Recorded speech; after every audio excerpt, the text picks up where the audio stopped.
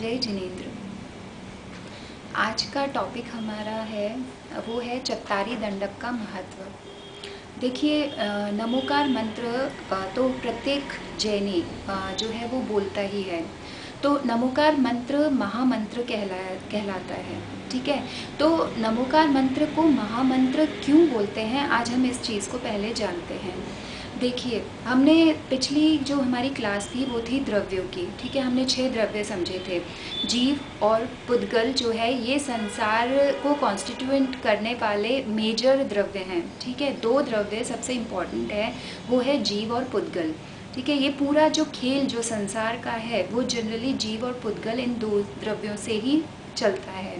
अब हमको ये समझना है कि जो पुद्गल द्रव्य है, पुद्गल द्रव्य शुद्ध होके अशुद्ध हो जाता है और अशुद्ध होके शुद्ध हो जाता है। ठीक है, यानी कि एक अणु जो है, अणु यदि दूसरे अणु से मिलता है तो एक स्कंध को फॉर्म कर लेता है, यानी अशुद्ध अवस्था को प्राप्त कर लेता है। और जब एक स्कंध जो है डिसइंटीग्रेट होता है और एक अणु के फॉर्म में आता है तो पुद्गल शुद्ध हो जाता है। ठीक है, और जीव का जहाँ हम देखते हैं तो जीव का ये स्वभाव है कि जब जीव द्रव्य शुद्ध होता है तो वो शुद्ध के बाद कभी भी अशुद्ध नहीं हो सकता। यानी कि यदि उसने एक बार प्योरिटी गेन कर ली तो वह कभी भी इम्प्योर नहीं होगा। तो जब हम पंच परमेष्ठी का स्मरण करते हैं महामंत्र के अंदर, तो हम किन का स्मरण कर रहे हैं? हम उन जीवों का स्मरण कर रहे हैं जिन्होंने कि शुद्ध अवस्था को प्राप्त कर लिया है, जो कि शुद्ध हो गए हैं। ठीक है, या तो एक मतलब अरिहंत और सिद्ध परमेष्ठी जो कि शुद्ध हो गए हैं, और जो आचार्य उपाध्याय और साधु परमेष्ठी हैं वो शुद्ध होने की प्रक्रिया के भीतर चल रहे हैं। ठीक है, तो इसलिए जो है नमोकार मंत्र को महामंत्र कहा जाता है। अब हमारा ये आता है कि हमें जब हम नमोकार मंत्र का इतनी बार स्मरण क्यों करने को कहा जाता है। देखिए, जब हम नमोकार मंत्र को बार बार बोलेंगे, यानी जितनी बार हम बोलेंगे तो उतनी बार हमारे भीतर भी ये दृढ़ प्रतीति बनती है कि हमें भी शुद्ध होना है ना। देख, हम जब पंच परमेष्ठी का ध्यान करते हैं, हम उनके स्वरूप का ध्यान करते हैं, तो हमें ये बात का दृढ़ श्रद्धान होता है कि हम भी उनके जैसे शुद्ध बन सकते हैं। अब हम आते हैं चत्तारी दंडक पाठ पर। ठीक है, चत्तारी दंडक पाठ हम कौन सा है? चत्तारी मंगलम, अरिहंत मंगलम, सिद्ध मंगलम, साहू मंगलम, केवली पणत्तो धम्मो मंगलम। ठीक है, ये हम बोलते हैं, ये पूरा चत्तारी दंडक पाठ कहलाता है। अब मंगल किसे कहते हैं?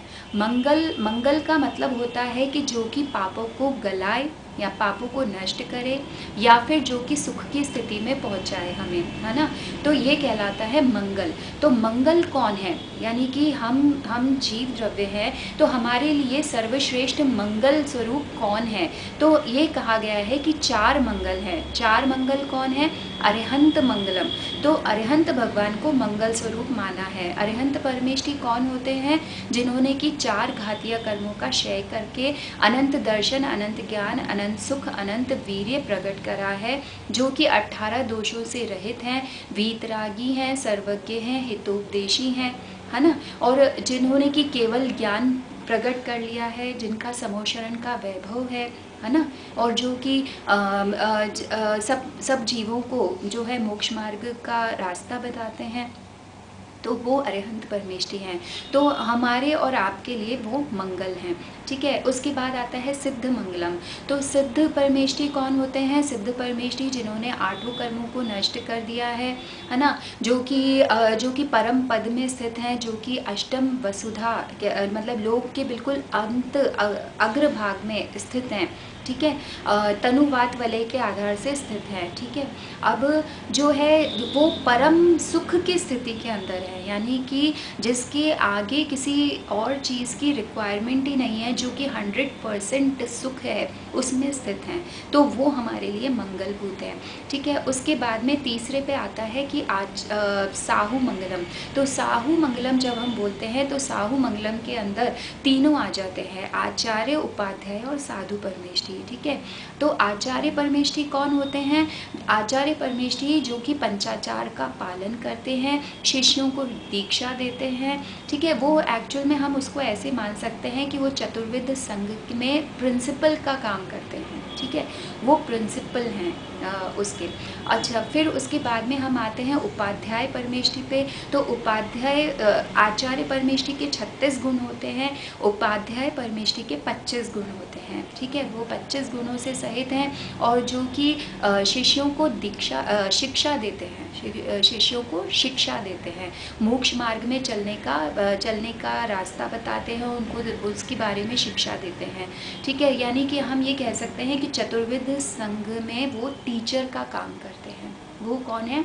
उपाध्याय परमेष्टि कौन है? टीचर है। ठीक है, अब उसके बाद में हम आते हैं साधु परमेष्टि पे।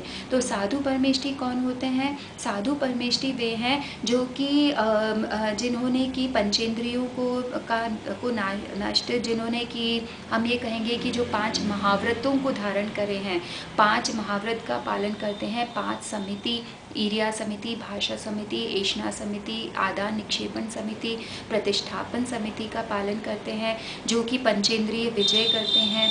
ठीक है, 6 आवश्यकों का पालन करते हैं और 7 शेष अन्य गुणों का भी पालन करते हैं, जैसे कि केशलोंच करना, अदंत धोवन, अस्नान, वस्त्र त्याग, भूमि शयन, एक स्थिति भोजन, एक भुक्ति का पालन करते हैं। ऐसे 28 मूल गुण के धारी साधु परमेष्टि होते हैं। ठीक है, अब जब हमने पांचों इन सब का हमने जो है वो समझा, स्वरूप समझा। अब हमारे लिए चौथा मंगल क्या बताया है कि केवली भगवान द्वारा प्रणीत धर्म वह मंगल स्वरूप है। ठीक है, तो अब हम इसको समझना है हमें कि ये हमारे लिए मंगल रूप क्यों माने गए हैं। देखिए, जब हम ये इन पंच परमेष्टि का ध्यान करते हैं या हम इस धर्म की शरण में जाते हैं तो हमारे पाप नष्ट होते हैं और हमें अनंत सुख की प्राप्ति होती है। इसलिए ये मंगल स्वरूप माने गए हैं। इस पूरे विश्व में हम जीव द्रव्य के लिए कोई भी मंगल स्वरूप नहीं है।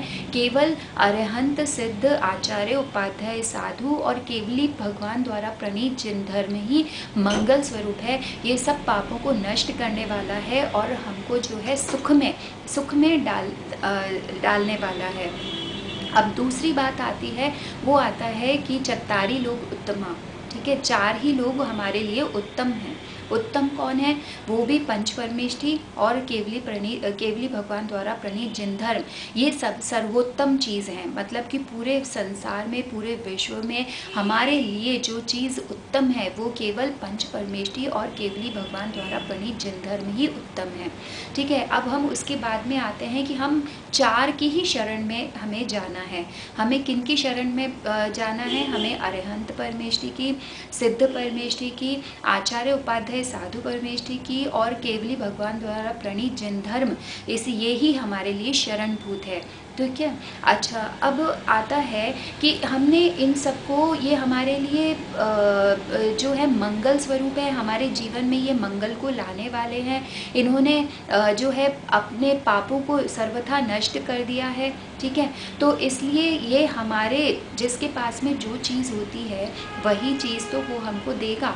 तो हम जिन धर्म, मतलब हम जो पंच परमेष्टि और जो जिन धर्म है, ये सब कैसे हैं? ये सब हमारे, इन्होंने 5 पापों को नष्ट कर दिया है या फिर नष्ट करने की स्टेज पे चल रहे हैं।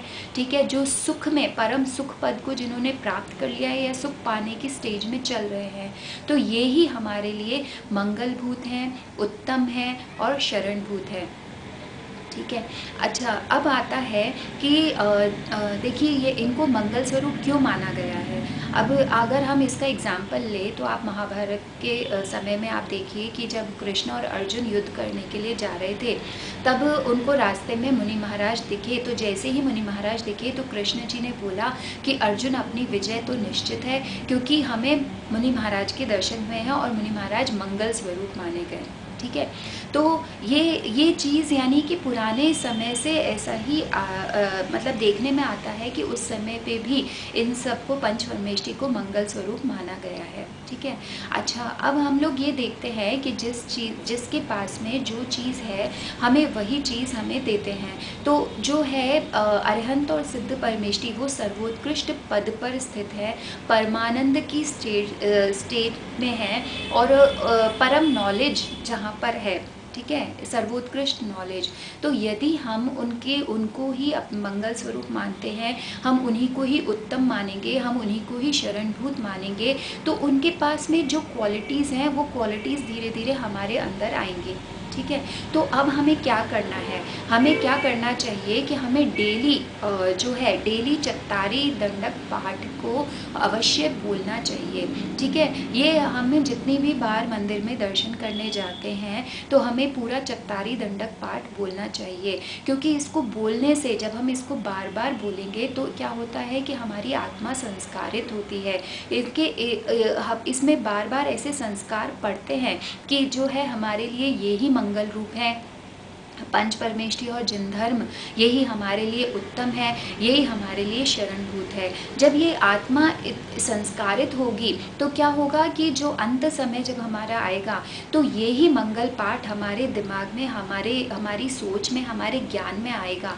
तो जब हमारे ज्ञान में आएगा तो हमारा ये मरण तो सुधरेगा ही सही, साथ ही ये वाले संस्कार हमारे आगे के भव में जाएंगे, जो कि हमें क्रमशः धीरे धीरे मोक्ष पद को प्राप्त करा देंगे। तो आप लोग जो है जब भी दर्शन करने जाएं तो चत्तारी दंडक पाठ को अवश्य पढ़ें, इसको प्रतिदिन पढ़ें और इसका अर्थ समझते हुए पढ़ें कि हम किनको अपना मंगलभूत समझ रहे हैं, किनको उत्तम और कौन हमारे लिए शरणभूत है। जब हम इस बात को बार बार स्टैमरिंग करेंगे तो ये हमारे अंदर जो है ज्ञान को जगाएगा और परम आनंद की स्थिति पे हमको ले जा सकता है ना, हमको ये मोक्ष पद को प्राप्त करा सकता है। इतनी इसकी इम्पोर्टेंस है। जय जिनेंद्र।